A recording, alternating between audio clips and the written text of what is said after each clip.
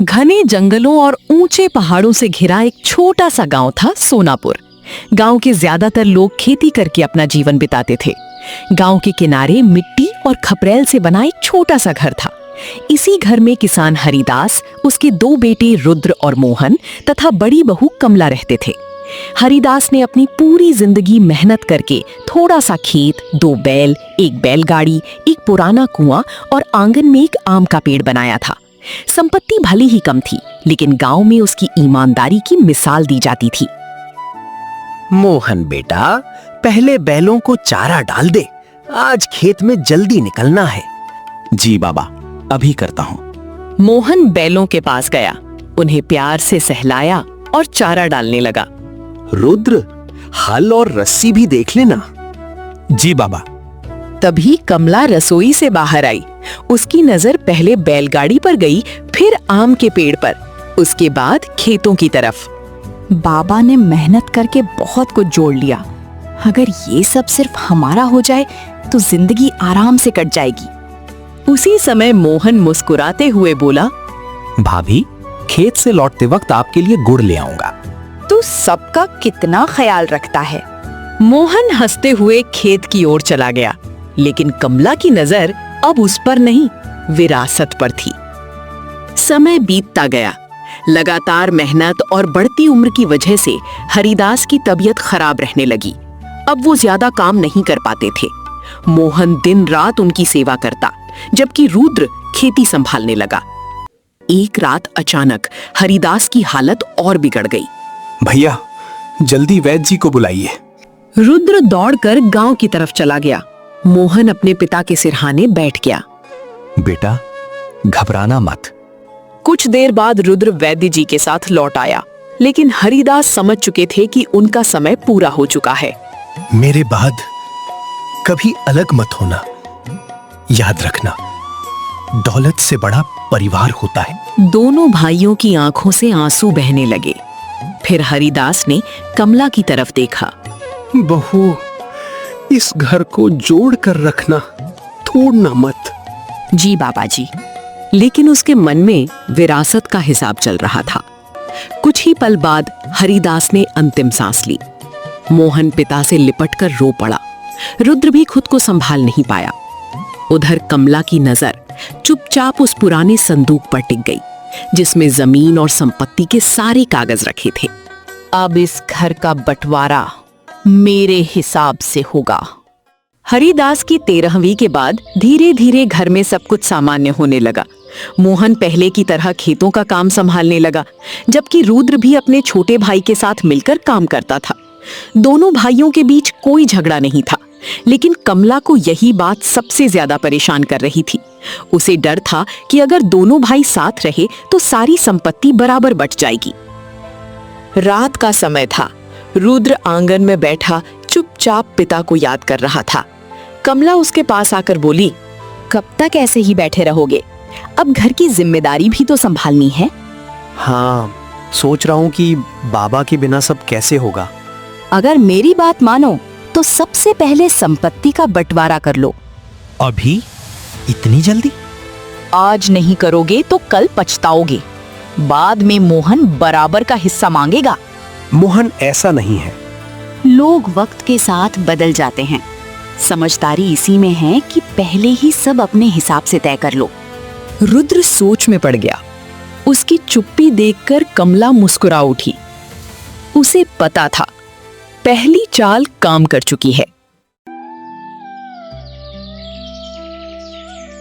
अगले दिन गांव के पीपल के पेड़ के नीचे पंचायत बुलाई गई। गांव के कई लोग वहां जमा हो गए। सभी को लगा कि दोनों भाइयों में बराबरी से बंटवारा होगा, लेकिन कमला ने ऐसा फैसला सुनाया कि सब हैरान रह गए। बताओ बेटा, किस तरह बंटवारा करना चाहते हो? कमला आगे बढ़कर बोली, बैलगाड़ी का अगला हिस्सा मोहन का रहेगा और पीछे की पूरी गाड़ी हमारी। ये कैसा बंटवारा है बहू? आगे बैल हैं, उनकी देखभाल मोहन करेगा। पीछे गाड़ी है, उसमें अनाज जाएगा, इसलिए वो हमारी। सभी लोग एक दूसरे का चेहरा देखने लगे। अगर तुझे मंजूर ना हो तो अभी बोल दे। मोहन ने अपने बड़े भाई की तरफ देखा। रुद्र ने धीरे से नजरें झुका ली। अगर भैया को ठीक लगता है तो मुझे भी मंजूर है। कमला के चेहरे पर जीत की मुस्कान फैल गई। दूर खड़े रामू काका धीरे से बोले, जिस बंटवारे में न्याय नहीं होता उसका फैसला एक दिन भगवान जरूर करता है। कमला ने उनकी बात सुनकर भी अनसुनी कर दी। उसे पूरा भरोसा था कि उसकी चालाकी कभी पकड़ी नहीं जाएगी। पंचायत में फैसले के अगले ही दिन से कमला ने अपने बनाए नियम लागू कर दिए। अब बैलों की पूरी जिम्मेदारी मोहन की थी, जबकि बैलगाड़ी और उससे होने वाली सारी कमाई रुद्र और कमला की थी।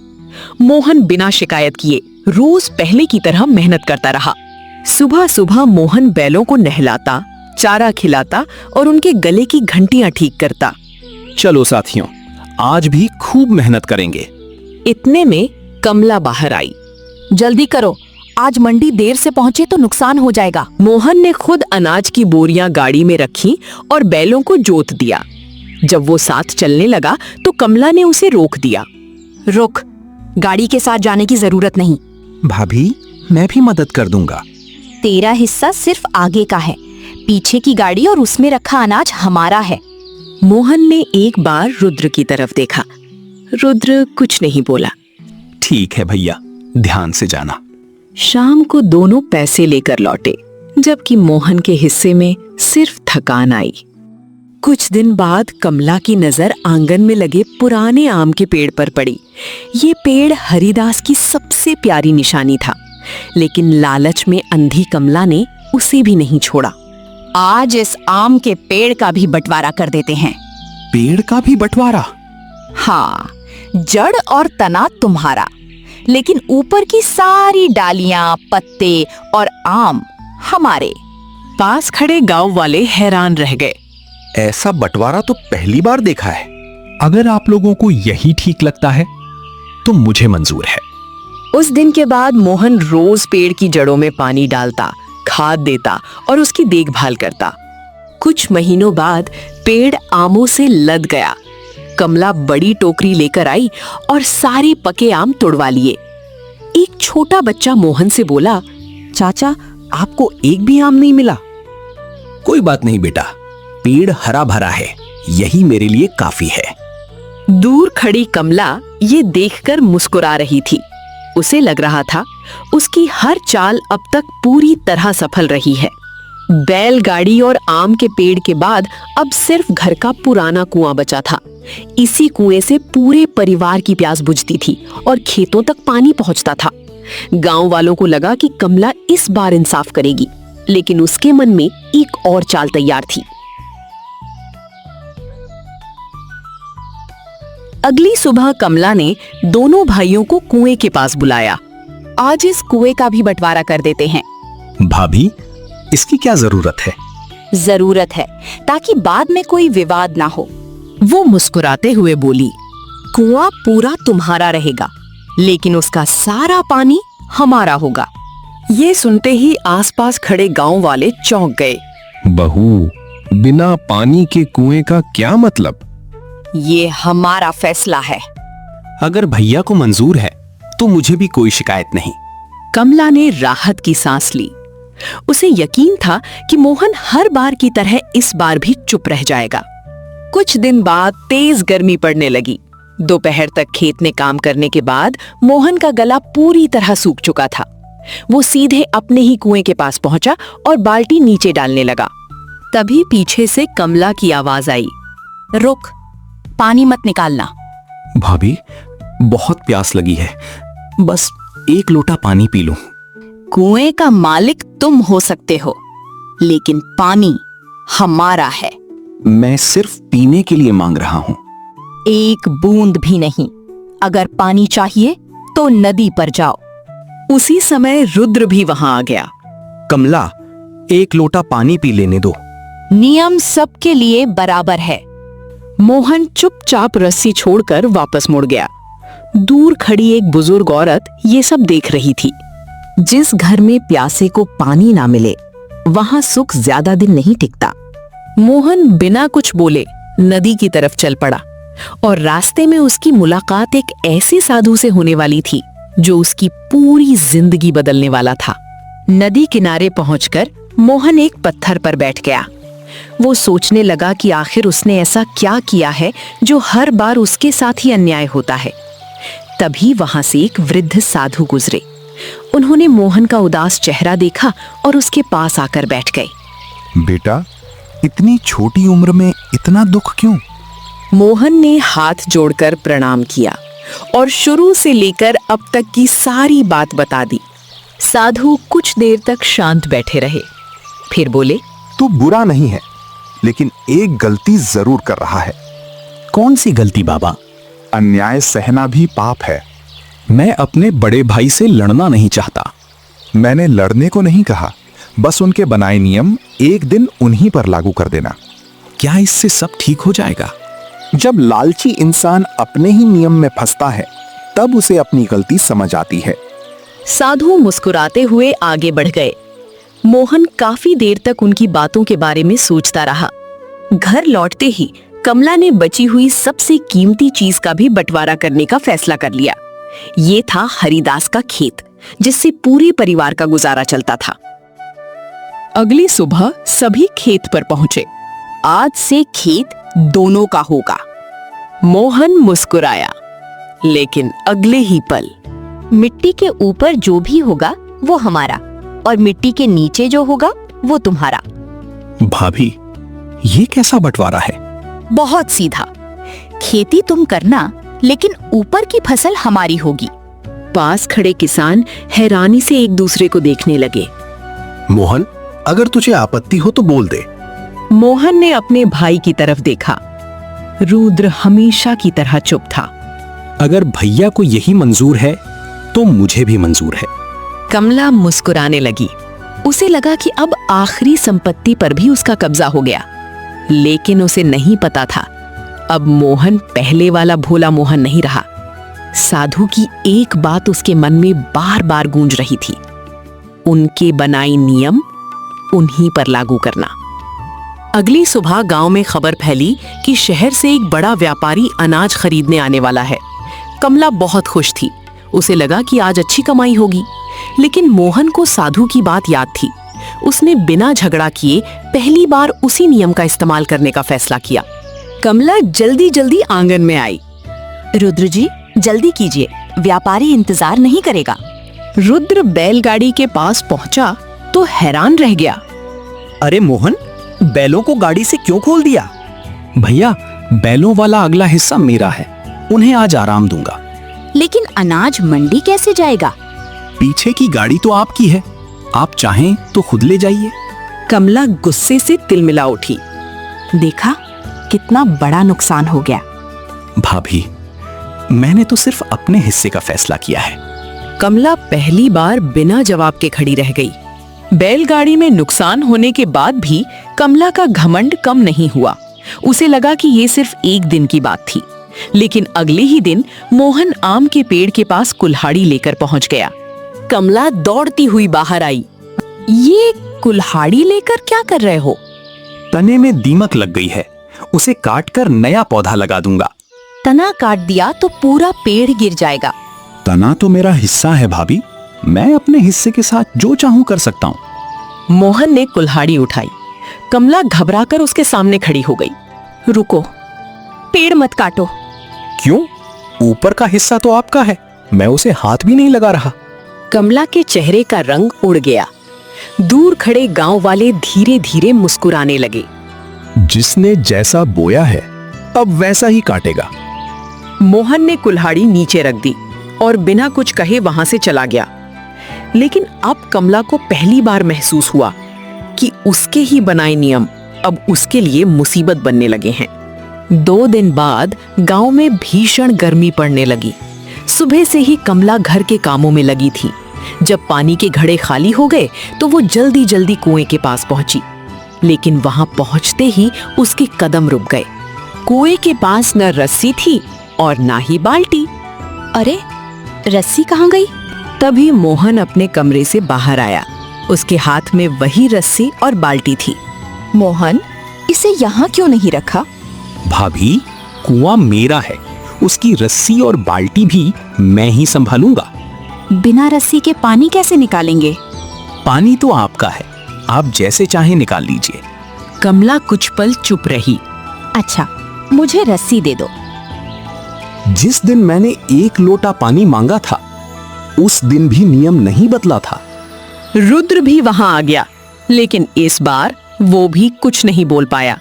आखिरकार कमला को पड़ोसी के घर से रस्सी मांगनी पड़ी। पूरा गांव ये बात सुनकर आपस में चर्चा करने लगा। बरसात शुरू हो चुकी थी, खेत जोतने का समय आ गया। कमला को पूरा भरोसा था कि हमेशा की तरह मोहन ही सारी मेहनत करेगा, लेकिन इस बार खेत पर पहुंचते ही उसे एक नया झटका मिला। मोहन खेत की मेड़ पर बैठा था। मोहन, काम क्यों शुरू नहीं किया? पहले एक बात साफ कर लीजिए। अब क्या हुआ? आपने कहा था कि मिट्टी के ऊपर का हिस्सा आपका और नीचे का मेरा। अगर मैं हल चलाऊंगा तो मिट्टी ऊपर नीचे हो जाएगी। कहीं आपका हिस्सा खराब हो गया तो? ये सुनकर कमला चुप रह गई। पास खड़े किसान हंसने लगे। बात तो सही कह रहा है। नियम बनाया है तो निभाना भी पड़ेगा। कमला गुस्से में वहां से चली गई। अब उसे पहली बार डर लगने लगा था, कहीं उसकी सारी चालाकी उसी पर भारी न पड़ जाए। बैलगाड़ी, आम के पेड़ और कुएं के बाद अब कमला समझ चुकी थी कि मोहन पहले जैसा सीधा नहीं रहा। गांव में भी लोग उसकी बातें करने लगे थे, लेकिन लालच इंसान से सोचने की ताकत छीन लेता है। अपनी गलती मानने के बजाय कमला ने फैसला किया कि इस बार वो किसी भी तरह खेत की पूरी फसल अपने कब्जे में करेगी। उधर मोहन साधु की बात याद करके शांत था। वो जानता था कि जल्दबाजी नहीं, सही समय पर उठाया गया कदम ही सबसे बड़ा जवाब होता है। अगली सुबह कमला खेत पर पहुंची। मोहन, आज से खेत में सिर्फ आलू बोए जाएंगे। जल्दी काम शुरू करो। जैसा आप ठीक समझे भाभी।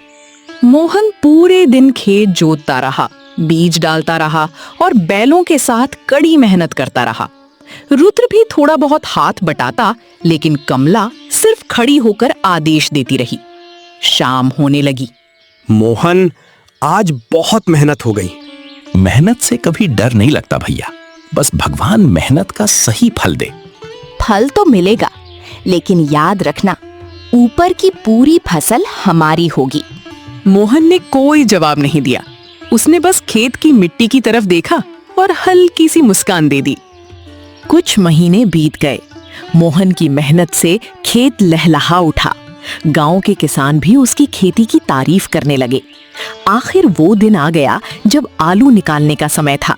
कमला सुबह सुबह बड़ी बड़ी बोरियां लेकर खेत पहुंच गई। उसके चेहरे पर खुशी साफ दिखाई दे रही थी। चलो, आज खूब कमाई होगी। मोहन खेत में पहुंचा और आलू निकालने के लिए कुदाल उठाई। तभी कमला ने उसे रोक दिया। रुको, पहले अपना हिस्सा याद कर लो। क्या मतलब भाभी? मिट्टी के ऊपर का हिस्सा हमारा है। ये सारे पौधे हमारे हैं। अगर एक भी पौधा काटा तो पंचायत में शिकायत कर दूंगी। मोहन ने शांत होकर पूरे खेत की तरफ देखा। पास खड़े किसान भी ये सुनकर हैरान रह गए। बिना पौधे काटे आलू कैसे निकलेंगे? ये तो सरासर अन्याय है। कमला ने किसी की बात नहीं सुनी। वो हंसते हुए बोली, नियम तो नियम होता है। मोहन कुछ पल तक चुप रहा। फिर उसके चेहरे पर हल्की सी मुस्कान आई। उसे साधु की कही हुई बात याद आ चुकी थी। अब उसे समझ आ गया था, अगला कदम ऐसा होगा जिससे कमला के अपने ही नियम उसके लिए सबसे बड़ी मुसीबत बन जाएंगे। मोहन ने धीरे से कुदाल नीचे रख दी। ठीक है भाभी, अगर ऊपर का हिस्सा आपका है तो मैं उसे हाथ भी नहीं लगाऊंगा। कमला हंसने लगी। अच्छा है, आखिर तुझे नियम याद आ ही गए। मोह खेत के किनारे चला गया। रुद्र हैरानी से बोला, मोहन, अब आलू कैसे निकालोगे? भैया, बिना ऊपर के पौधे काटे आलू नहीं निकल सकते।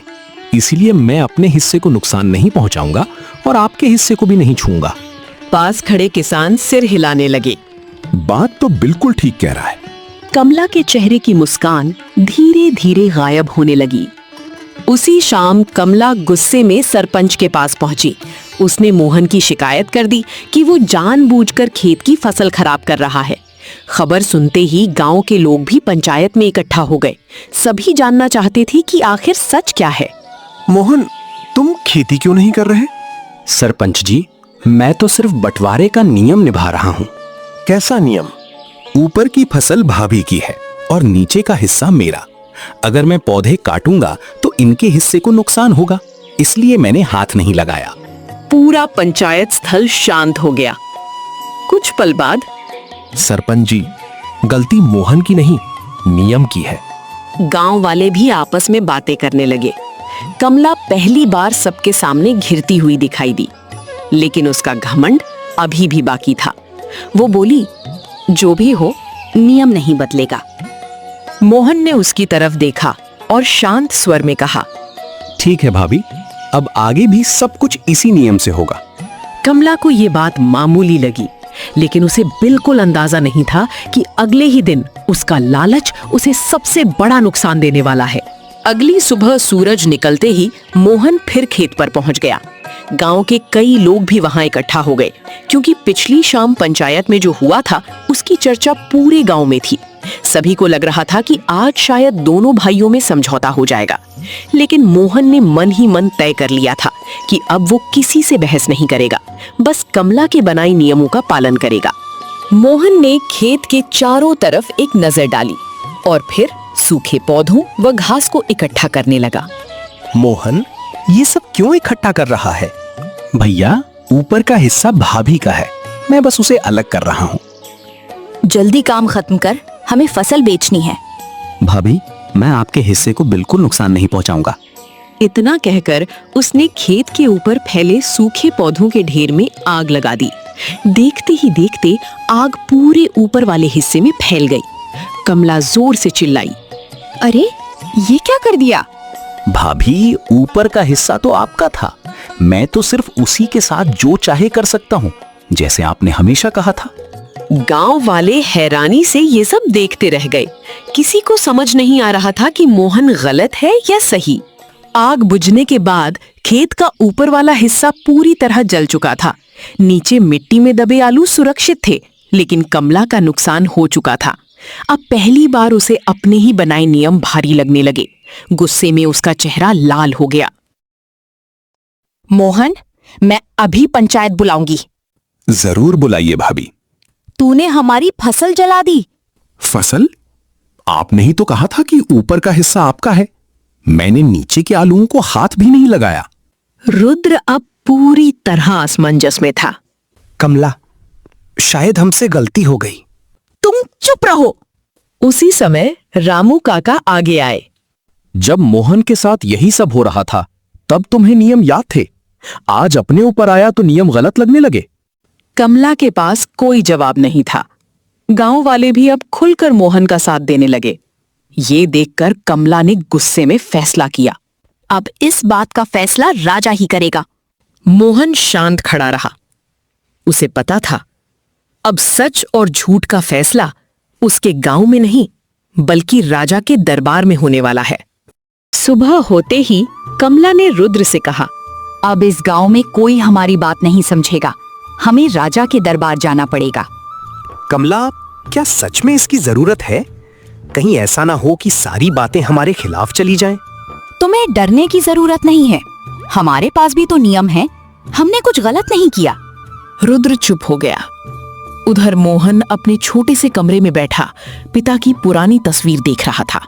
बाबा, मैंने कभी किसी का बुरा नहीं चाहा, बस अपने साथ हो रहे अन्याय को रोकना चाहता हूँ। तभी रामू काका उसके पास आए। बेटा, डर मत, इस बार पूरा गांव तेरे साथ है। काका, मुझे किसी से बदला नहीं चाहिए, बस इतना चाहता हूँ कि सही और गलत का फैसला हो जाए। यही तेरी सबसे बड़ी ताकत है बेटा। अगले दिन सुबह कमला, रुद्र और मोहन राजा के दरबार के लिए निकल पड़े। कई घंटे की यात्रा के बाद सभी लोग राजा के महल पहुंचे। वहां विशाल दरबार लगा हुआ था। दूर दूर से लोग अपनी समस्याएं लेकर आए थे। जब सैनिकों ने गांव का मामला सुना तो उन्होंने तीनों को राजा के सामने पेश किया। महाराज, सोनापुर गांव के 3 लोग संपत्ति के विवाद को लेकर न्याय मांगने आए हैं। आगे आओ और अपनी बात बताओ। महाराज, मेरे देवर मोहन ने हमारी मेहनत की फसल जला दी। उसने जानबूझकर हमें नुकसान पहुंचाया है। क्या ये सच है? महाराज, मैंने जो किया वो उन्हीं नियमों के अनुसार किया जो मेरे परिवार ने बनाए थे। कौन से नियम? मोहन ने शुरुआत से सारी बातें बतानी शुरू की। उसने बैलगाड़ी का बंटवारा बताया, फिर आम के पेड़ का, फिर कुएं और खेत का। राजा ध्यान से सब सुनते रहे। जैसे जैसे कहानी आगे बढ़ी, राजा के चेहरे के भाव बदलने लगे। उन्हें समझ आने लगा कि असली दोषी कौन है, लेकिन उन्होंने अभी अंतिम फैसला नहीं सुनाया। कल दरबार में फिर सुनवाई होगी, तब इस मामले का पूरा न्याय किया जाएगा। कमला को अभी भी भरोसा था कि वो जीत जाएगी, लेकिन उसे नहीं पता था कल का दिन उसके जीवन का सबसे बड़ा सबक लेकर आने वाला था। अगले दिन सुबह फिर से राजा का दरबार लगा। पूरे महल में शांति थी। राजा ने फैसला करने से पहले पूरी सच्चाई जानने का निश्चय किया, क्योंकि वो जानते थे कि केवल एक पक्ष की बात सुनकर न्याय नहीं किया जा सकता। उन्होंने गांव के कुछ लोगों को भी दरबार में बुलाया, जो इस पूरे मामले की गवाह थे। मोहन, तुमने कहा कि तुम्हारे साथ बार बार अन्याय हुआ। क्या तुम्हारे पास कोई गवाह है? जी महाराज, गांव के कई लोग इन घटनाओं के गवाह हैं। राजा ने सैनिकों को आदेश दिया। कुछ ही देर में रामू काका और गांव के दूसरे लोग दरबार में पहुंच गए। बताओ, क्या मोहन सच कह रहा है? महाराज, हमने अपनी आंखों से देखा है। बैलगाड़ी में आगे का हिस्सा मोहन को दिया गया था और पीछे का हिस्सा रुद्र और कमला ने रखा था। आम के पेड़ की देखभाल मोहन करता था, लेकिन सारे आम कमला ले जाती थी। महाराज, एक दिन मोहन को अपने ही कुएं से एक लोटा पानी तक नहीं लेने दिया गया था। दरबार में बैठे लोग हैरान रह गए। राजा ने कमला की तरफ देखा। क्या ये सब सच है? कमला कुछ पल चुप रही, फिर बोली, महाराज, हमने जो किया वो सिर्फ बंटवारे के नियमों के अनुसार किया। तो फिर तुम्हारे बनाए नियमों को ही आज परखा जाएगा। राजा ने अब कमला द्वारा बनाए गए हर नियम को एक एक करके समझना शुरू किया। दरबार में मौजूद हर व्यक्ति ध्यान से सुन रहा था। अब फैसला सिर्फ मोहन और कमला के बीच का नहीं था, बल्कि ये इस बात का था कि न्याय बड़ा है या चालाकी। कमला, तुमने कहा था बैलगाड़ी का आगे का हिस्सा मोहन का और पीछे का हिस्सा तुम्हारा। क्या ये सही है? जी महाराज। तो जब बैल नहीं होंगे, पीछे का हिस्सा कैसे चलेगा? कमला चुप हो गई। फिर राजा बोले, तुमने पेड़ का तना मोहन को दिया और फल अपने लिए रखे, लेकिन अगर जड़ और तना ही ना हो तो फल कहां से आएंगे? कुएं का मालिक मोहन और पानी तुम्हारा, ये कैसा न्याय है? रुद्र सिर झुकाकर खड़ा था। राजा ने उसकी तरफ देखा। तुम बड़े भाई थे, तुम्हारा कर्तव्य था कि अपने छोटे भाई के साथ न्याय करते। रुद्र की आंखें भर आईं। महाराज, मुझसे गलती हो गई। मैंने पत्नी की बातों में आकर अपने भाई के साथ गलत किया। कमला पहली बार डर गई। उसे समझ आ गया कि अब उसकी चालाकी काम नहीं आने वाली। राजा कुछ देर सोचते रहे और फिर बोले, अभी अंतिम फैसला बाकी है। कल इसी दरबार में न्याय सुनाया जाएगा। अगले दिन पूरे दरबार में एक अलग ही माहौल था। सभी लोग राजा के फैसले का इंतजार कर रहे थे। कमला के चेहरे पर अब पहले जैसा घमंड नहीं था। उसे डर था कि उसकी सारी चालाकियां अब सबके सामने आ चुकी थीं। वहीं मोहन शांत खड़ा था। उसे बदले की नहीं, सिर्फ न्याय की उम्मीद थी। राजा सिंहासन पर बैठे और सभी को शांत रहने का आदेश दिया। हमने इस मामले की पूरी जांच की है। इसमें साफ दिखाई देता है कि मोहन के साथ बार बार अन्याय हुआ। कमला नीचे नजरें करके खड़ी थी। जिस बंटवारे में एक व्यक्ति को मेहनत मिले और दूसरे को पूरा लाभ, वो बंटवारा नहीं बल्कि धोखा होता है। दरबार में बैठे लोग सहमति में सिर हिलाने लगे। मोहन ने जो किया वो बदले की भावना से नहीं किया। उसने सिर्फ उन्हीं नियमों का पालन किया जो उस पर लगाए गए थे। फिर राजा ने रुद्र की तरफ देखा। बड़े भाई का कर्तव्य होता है कि वो छोटे भाई की रक्षा करे, उसका हक छीने नहीं। रुद्र की आंखों से आंसू निकल आए। महाराज, मैं अपनी गलती स्वीकार करता हूँ। राजा ने सैनिकों को आदेश दिया, आज से हर चीज का सही बंटवारा किया जाएगा। मोहन को उसका पूरा अधिकार दिया जाए। महाराज, एक मौका दे दीजिए। राजा ने गंभीर आवाज में कहा। मौका तब दिया जाता है जब गलती अनजाने में हो। लालच में किया गया अन्याय समाज के लिए उदाहरण बनता है। राजा का फैसला सुनकर पूरा दरबार शांत हो गया। सभी को समझ आ गया कि गलत रास्ते से पाया गया फायदा कभी स्थायी नहीं होता। कमला और रुद्र को अपनी गलती का परिणाम भुगतना पड़ा। रुद्र और कमला ने परिवार के विश्वास को तोड़ा है, इसलिए इन्हें कुछ समय के लिए राजकीय कारागार में रखा जाएगा ताकि ये अपने किए पर विचार कर सकें। सैनिक आगे बढ़े। कमला की आंखों में अब पछतावा दिखाई दे रहा था। मोहन, मुझे माफ कर दो। मैंने लालच में आकर बहुत गलत किया। मोहन कुछ पल चुप रहा, फिर बोला, भाभी, गलती मान लेना ही सुधार की पहली सीढ़ी है। मैं आपको माफ करता हूँ, लेकिन उम्मीद करता हूँ कि आगे किसी के साथ ऐसा अन्याय नहीं होगा। भाई, मुझे माफ कर दे। मैंने तेरा साथ देना चाहिए था। मोहन की आंखें नम हो गईं। भैया, रिश्ता गलती से बड़ा होता है। राजा ने ये देखकर कहा, यही सच्ची जीत है। दरबार में मौजूद सभी लोगों ने मोहन की ईमानदारी और धैर्य की प्रशंसा की।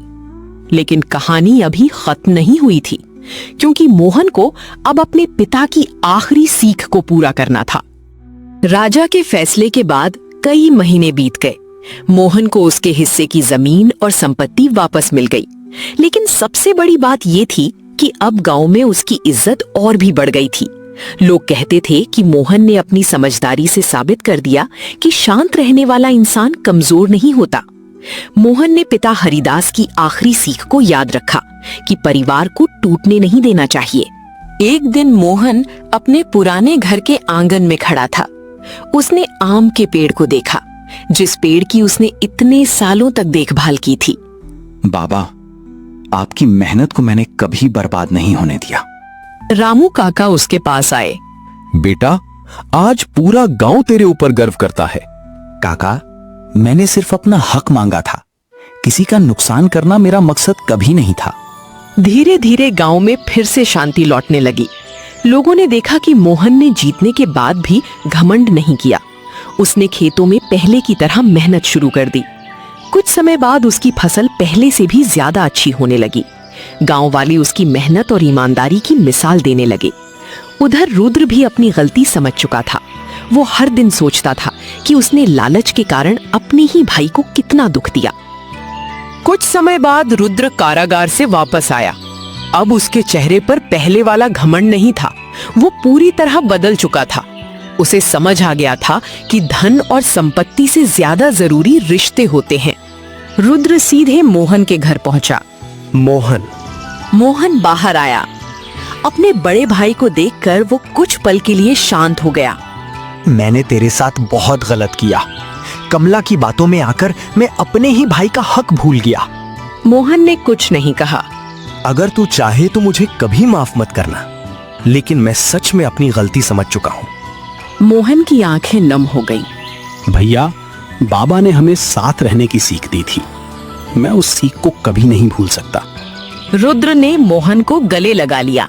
दोनों भाइयों के बीच की दूरी खत्म हो गई। दूर खड़े गांव वाले ये देखकर खुश हो गए। रामू काका बोले, आज हरिदास की आत्मा को शांति मिली होगी। अब उस घर में फिर से प्यार लौट आया था। लेकिन इस कहानी की सबसे बड़ी सीख अभी बाकी थी। समय के साथ सोनापुर गांव में फिर से खुशियां लौट आईं। अब रुद्र और मोहन दोनों भाई मिलकर खेती करने लगे। जिस घर में कभी लालच और झगड़े की बातें होती थीं, उसी घर में फिर से हंसी सुनाई देने लगी। कमला ने भी अपने किए की गलती को समझ लिया था। उसे एहसास हो गया था कि कुछ समय के लालच के लिए उसने अपने रिश्तों को कितना नुकसान पहुंचाया। एक दिन कमला मोहन के पास आई। मोहन, मैंने लालच में आकर तुम्हारे साथ बहुत गलत किया। मुझे लगा था कि ज्यादा संपत्ति मिलने से जिंदगी खुशहाल हो जाएगी, लेकिन मैंने अपना ही परिवार दुखी कर दिया। भाभी, धन इंसान की जरूरतें पूरी कर सकता है, लेकिन रिश्ते ही जीवन को खुशहाल बनाते हैं। कमला की आंखों में पछतावे के आंसू आ गए। अब मैं कभी किसी के साथ ऐसा अन्याय नहीं करूंगी। मोहन ने उसे माफ कर दिया। उस दिन के बाद कमला ने भी बदलकर परिवार का साथ देना शुरू कर दिया। गांव के लोग इस घटना को हमेशा याद रखते थे। वे कहते थे कि चालाकी से कुछ समय के लिए फायदा मिल सकता है, लेकिन सच्चाई और न्याय की जीत आखिर में जरूर होती है। कई साल बीत गए। सोनापुर गांव पहले की तरह खुशहाल हो गया। हरिदास की मेहनत से बनाई गई संपत्ति अब परिवार को जोड़ने का कारण बन गई थी, तोड़ने का नहीं। मोहन ने साबित कर दिया था कि धैर्य रखने वाला इंसान कमजोर नहीं होता। सही समय आने पर समझदारी और सच्चाई सबसे बड़ा हथियार बन जाती है। गांव के बच्चे अक्सर मोहन से पूछते, मोहन चाचा, आपने इतना अन्याय सहकर भी गुस्सा क्यों नहीं किया? क्योंकि गुस्से से समस्या बढ़ती है बेटा, लेकिन समझदारी से रास्ता निकलता है। लालच इंसान को अंधा बना देता है। जो दूसरों का हक छीनता है, एक दिन वही अपना सब कुछ खो देता है। गांव के लोग इस बात को हमेशा याद रखते। इस कहानी से सीख मिलती है कि अन्याय को चुपचाप सहना सही नहीं है, लेकिन उसका जवाब भी समझदारी से देना चाहिए। लालच चाहे कितना भी बड़ा क्यों ना हो, अंत में जीत हमेशा सच्चाई और न्याय की होती है।